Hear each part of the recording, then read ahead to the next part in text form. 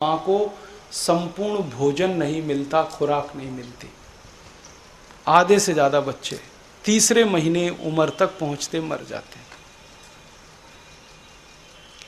आज़ादी के 62 साल हो गए। हमारे देश की 50% आबादी अभी भी अनपढ़ है, निरक्षर है, जिसको पढ़ाई लिखाई के बारे में कुछ पता नहीं, क्योंकि स्कूल नहीं, कॉलेज नहीं। हमारे देश में अगर आंकड़ों में आप देखेंगे तो स्कूलों की संख्या लगभग 13 लाख है, लेकिन जब मैंने ज़्यादा बारीकी से देखना शुरू किया तो इन 13 लाख स्कूलों में 90% स्कूल ऐसे हैं जहां विद्यार्थियों के लिए टॉयलेट और बाथरूम की व्यवस्था नहीं है, मूत्रालय नहीं है, संडास घर नहीं। जिन स्कूलों में मूत्रालय ना हो, संडास घर ना हो, वहां बिल्डिंग कैसी होगी आप अंदाज़ा लगा सकते।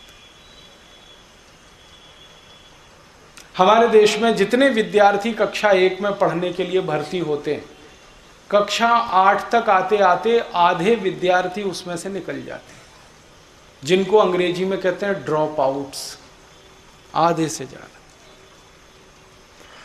और जो उच्च शिक्षा के द्वारा तैयार होकर निकल आते हैं, 35 से 40 लाख विद्यार्थी हर साल इस देश में ग्रेजुएट और पोस्ट ग्रेजुएट होते हैं। वो बेरोजगारों की भीड़ में शामिल हो जाते हैं, क्योंकि उनके पास रोजगार की कोई व्यवस्था नहीं। इससे भी ज़्यादा दारुण की स्थिति, दुख की स्थिति इस देश में ये है कि जनसंख्या की सबसे ज़्यादा बढ़ोतरी ग्रामीण इलाके में है। गाँव में जनसंख्या ज़्यादा बढ़ रही है और वहीं पर काम करने के अवसर सबसे ज़्यादा खत्म हो रहे हैं दिन ब दिन। हर साल हमारे देश में 1,80,00,000 नए लोग बढ़ जाते हैं, माने बच्चे पैदा हो जाते हैं साल में। 1,80,00,000 का मतलब है एक ऑस्ट्रेलिया हर साल इस देश में जुड़ जाता है। ऑस्ट्रेलिया की पूरी आबादी 1,80,00,000 की है, तो एक ऑस्ट्रेलिया नाम का देश हर साल इस देश में जुड़ जाता है। 1,80,00,000 नए बच्चे पैदा हो जाते हैं और हर साल हमें 1,80,00,000 नए रोजगार की ज़रूरत है। लेकिन हर साल इस देश में 25 से 30 लाख रोजगार जो पहले से मिले हुए हैं वो ख़त्म होते जाते हैं। नए रोजगार तो सवाल ही नहीं।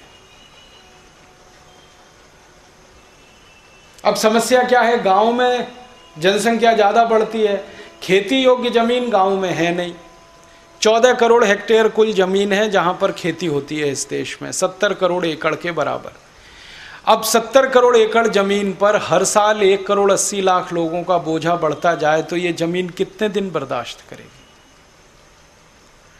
हमारे देश में हर किसान के हिस्से में एवरेज 1 एकड़ ज़मीन आती है। करीब 70 करोड़ किसान हैं और 70 करोड़ एकड़ ज़मीन है, तो एक किसान के पास 1 एकड़ है। हर साल 1 करोड़ नए किसान तैयार हो जाते हैं इस देश में। उनके लिए ज़मीन कहाँ से आए खेती करने के लिए? तो परिणाम क्या होता है? गांव में बोझा बढ़ता है ज़मीन पर, तो लोग गांव से शहर भागते हैं रोजी रोटी की तलाश में।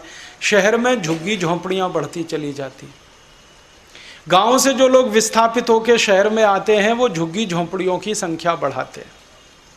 और हमारे हर बड़े शहर में आप जाकर देख सकते हैं एक विशाल झुग्गी झोंपड़ी रहती है। कभी बम्बई जाने का मौका मिले तो चले जाइए। एशिया खंड की सबसे बड़ी झुग्गी झोंपड़ी बम्बई में ही है, धारावी। और बम्बई शहर की 65% आबादी झुग्गी झोंपड़ी में रहती है। दिल्ली चले जाइए, मद्रास चले जाइए, बेंगलोर चले जाइए, हर शहर में आपको दिखाई देगा 60%, 65% आबादी या तो फुटपाथ पर है या झुग्गी झोंपड़ी में। ऐसे स्थान पर हमारे देश की 65% आबादी रहती है जिस स्थान पर आप 1 मिनट खड़े नहीं हो सकते। इतनी गंदगी होती है झुग्गी झोंपड़ियों की जिंदगी। 1 मिनट आप बिना रूमाल नाक पर रखे खड़े नहीं हो सकते, इतनी तेज बदबू होती है, इतना कीचड़ होता है। कुत्ते भी वहीं होते हैं, कीचड़ भी वहीं होता है, आदमी भी वहीं होते हैं। और वो लोग साल दर साल अपनी जिंदगी बिताते रहते हैं। सड़क के किनारे बड़े बड़े पाइप पड़े रहते हैं सरकार की कुछ योजनाओं में काम आने के लिए।